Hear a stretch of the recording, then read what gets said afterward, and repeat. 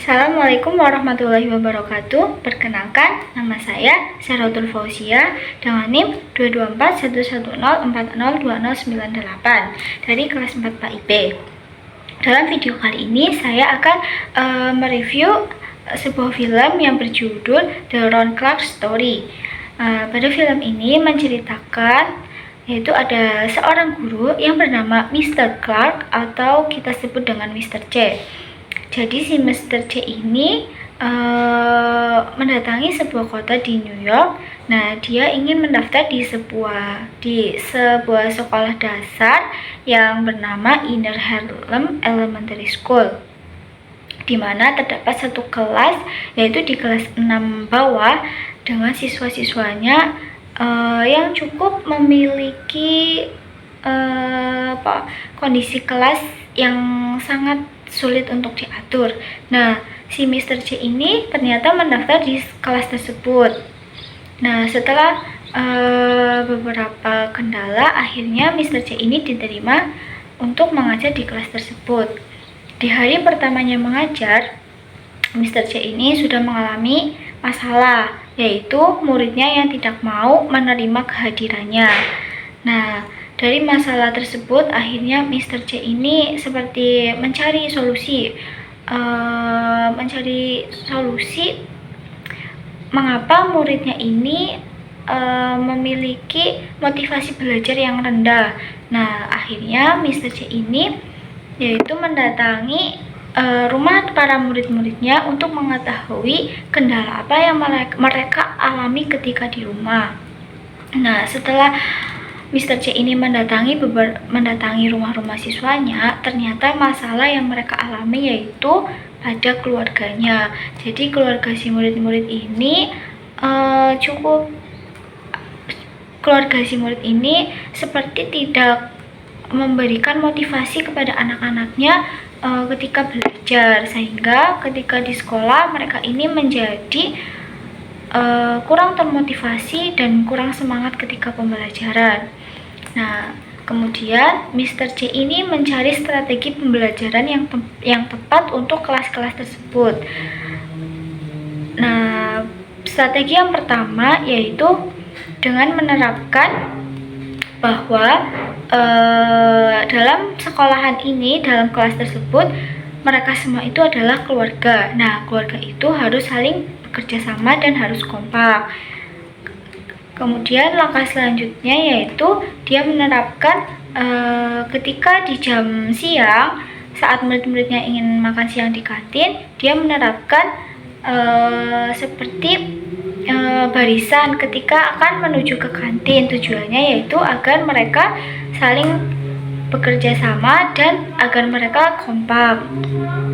Nah, kemudian setelah beberapa strategi yang dilakukannya, Mr. C ini ternyata kepala sekolahnya tidak menyetujui, karena bagi kepala sekolahnya itu aturan tersebut, strategi pembelajaran dilakukan Mr. C ini sudah keluar dari aturan sekolah. Tetapi Mr. C ini tetap berusaha dengan strategi pembelajaran yang dia terapkan, karena strategi pembelajaran ini tentunya menurut Mr. C ini sangat efektif untuk dilakukan dengan para siswa-siswanya yang sulit untuk menerima pembelajaran ketika di kelas.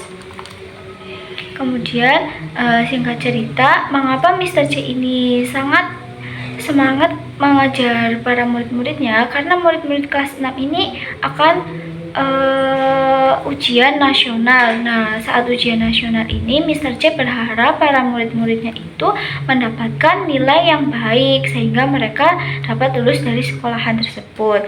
Kemudian setelah meyakinkan para orang tua dan kepala sekolah, akhirnya Mr. C ini membuktikan bahwa dia ini bisa memberikan perubahan pada murid-muridnya yang tadinya tidak mau belajar menjadi semangat dalam belajar. Nah, singkat ceritanya, ketika ujian nasional itu tiba, para murid-muridnya ini mereka mengikuti ujian dengan teman-teman yang lainnya. Nah, setelah hasil ujiannya keluar, ternyata para murid-murid Mr. C ini mendapatkan nilai yang terbaik. Contohnya seperti Samaika, Badria, mereka mendapatkan nilai bahasa Inggris dan matematika yang tertinggi. Jadi teori belajar yang diterapkan oleh Mr. C ini yaitu menurut saya yang pertama ada teori belajar humanistik. Nah, teori belajar humanistik ini dalam pembelajaran di kelas tersebut yaitu dengan pendekatan yang berpusat pada murid. Nah, pendekatan yang Mr. C lakukan yaitu dengan mengunjungi ke rumah murid-muridnya. Tujuannya yaitu untuk mengenal lebih dekat bagaimana sifat-sifat dari muridnya. Kemudian pembelajaran yang sesuai dengan hobi muridnya. Jadi si Mr. C ini menerapkan pembelajaran yang sesuai dengan hobi murid-muridnya. Contohnya seperti Julio. Julio ini suka bermain kartu. Nah, sehingga cara Mr. C mengajari matematika yaitu dengan bermain kartu yang Julio sukai. Nah, dengan itu Julio menjadi lebih tertarik dengan pembelajaran matematika.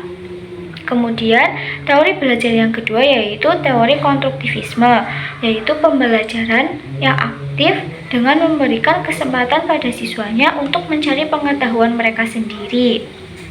Dan tentunya pada pembelajaran konstruktivisme ini melibatkan siswanya dalam pembelajaran. Nah, menurut saya itu adalah teori belajar yang diterapkan oleh Mr. Clark ini. Kemudian terdapat beberapa poin penting yang dapat disimpulkan bahwa seorang guru ini harus memiliki strategi pembelajaran yang kreatif sehingga guru tersebut dapat menerapkan pembelajaran yang sesuai dengan murid-muridnya, karena setiap murid ini memiliki gaya belajar yang berbeda-beda. Nah, dengan gaya belajar yang berbeda-beda tentunya membutuhkan strategi yang bermacam-macam atau strategi yang bervariasi seperti yang Mr. C lakukan ini. Mungkin sekian yang dapat saya sampaikan. Terima kasih. Wassalamualaikum warahmatullahi wabarakatuh.